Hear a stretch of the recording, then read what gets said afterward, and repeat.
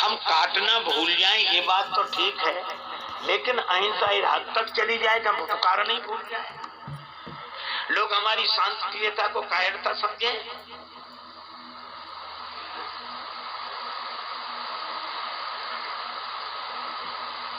हमारे यहाँ के जितने भगवान, जितने अवतार हैं, आप देखो सभी के हाथ में शस्त्र हैं।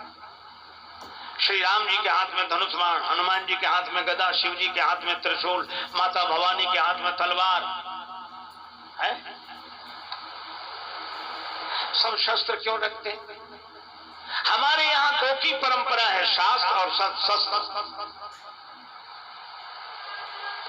हम लोग पहले शास्त्र से सबको समझाते हैं।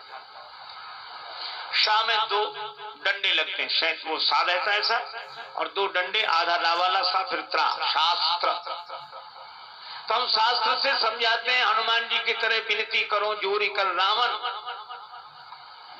लेकिन जब कोई शास्त्र से नहीं समझता, हमारी खिल्ली उड़ाता है, तो फिर शास्त्र में से एक डंडा बाहर निकल आता है, और डंडा बाहर निकलते ही शास्त्री शस्त्र हो जाता है। तो हम शास्त्र शस्त्र दोनों से समझाते हैं, लेकिन पता नहीं हम लोगों को क्या हुआ, शास्त्र रह गए, शस्त्र तो गायब ही हो गए।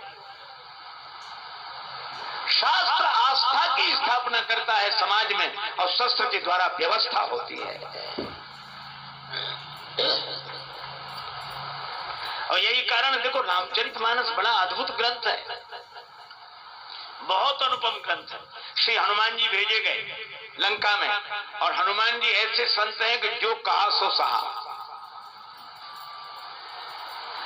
रावण अपशब्द बोलता है और हनुमान जी विनती करो जोरी कर राम। संत का यही स्वभाव है कि वो सब सहता है। खोद खाद धरती सहे, काटकूट बन राय, कुटिल वचन साधु सहे, सबसे सहा न जाए।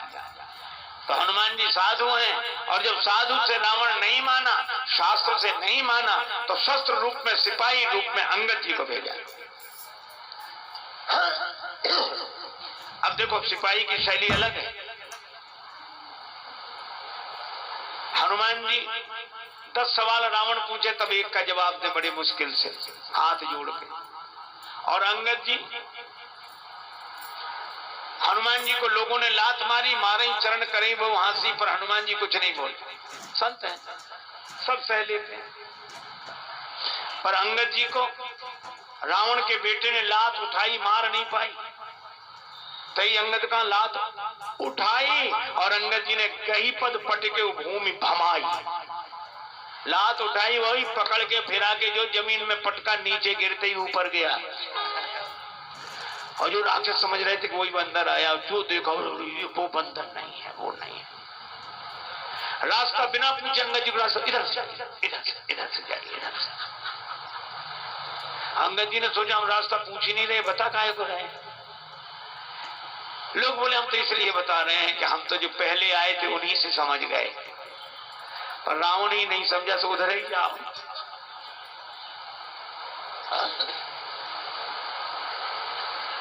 और उधर इसलिए भेज रहे कि हम तो बच्चे, तुम ही जाओ। और रावण की तो आदत, क्या बोला, कह लंकेश कवंते बंदर, वो ऐसे ही बोलता। हनुमान जी से भी ऐसे बोल रहा था, कह लंकेश कवंते कीशा। अंगद जी से बोला, कह लंकेश कवंते बंदर। अरे बंदर कौन है रे तू? तो हनुमान जी ने तो हाथ जोड़कर कहा कि मैं राम जी का दूत हूं। परवाह रे अंगद जी, जैसे ही रावण बोला कह लंकेश कवंते बंदर, अंगद जी तुरंत बोले मैं रघुवीर दूत 10 कंधर। तुम हमें बंदर कहो और हम तुम्हें श्रीमान जी आदरणीय पूजनीय। तुम कहो बंदर, हम कहेंगे 10 कंधर। एक चौबे जी थे, बड़े अच्छे सज्जन आदमी, उनसे कोई कहे चौबे जी, तो संबोधन में उत्तर दे हाँ जी। और कोई कहे आके चौबे, तो वो तुरंत कहते क्यों बे। अंगद जी ने वही करके दिखाया।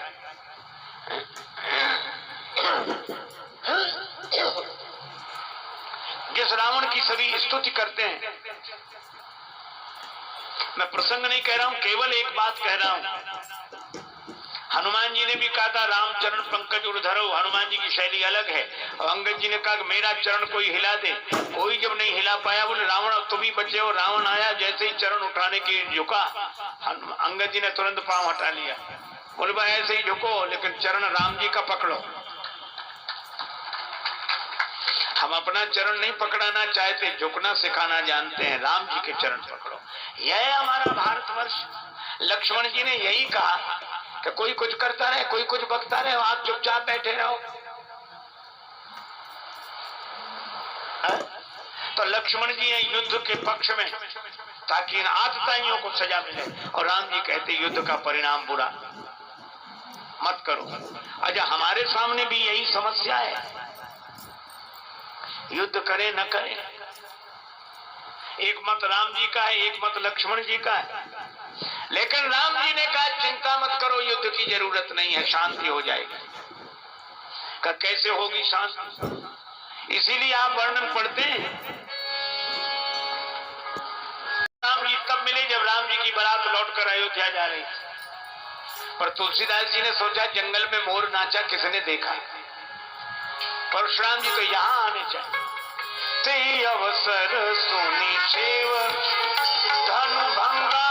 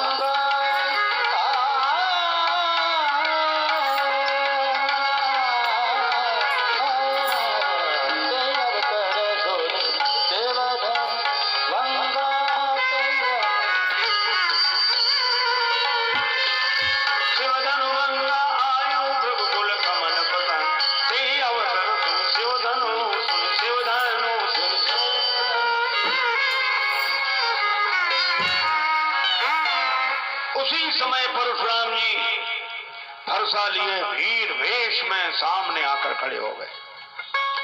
अब आप कल्पना करो, ये पिंडाल है, चारों तरफ चार दीवारी हो, दरवाजा एक, उसी में परशुराम जी खड़े हो। तो जो राजा लोग आवाज लगा रहे थे, लेव छुड़ाए सीए कह को, नहीं तो कह रहे और सीता जी को छुड़ा लो। और जो हाथ ऊपर उठाए थे बोल रहा था, और जो उसने परशुराम जी को देखा, हाथ ऊपर का ऊपर बंद न हो। बगल वाले ने कहा क्या हुआ, हिम्मत से बोलो, हम तो साथ में, बोलो बोलो। अब वो बोले क्या, उधर ही देखे। अब बगल वाले ने देखा, जो देखा परशुराम, भगवान परशुराम। क्रोध में लगते, प्रणाम करने कौन जाए, जो जाए वही मरेगा, नहीं जाओगे तो और जल्दी मरोगे। तो जो जहां थे वहीं से सिर रख रख के पितु समेत ले ले निज नामू, लगे करन सब दंड प्रणाम। और परशुराम जी जिसकी ओर गौर से देखें, जिसे पहले भी कहीं देखा है, वो समझता था कि बस हमारी उम्र के दिन पूरे हो गए। यही सुभाए चितवई हित जानी,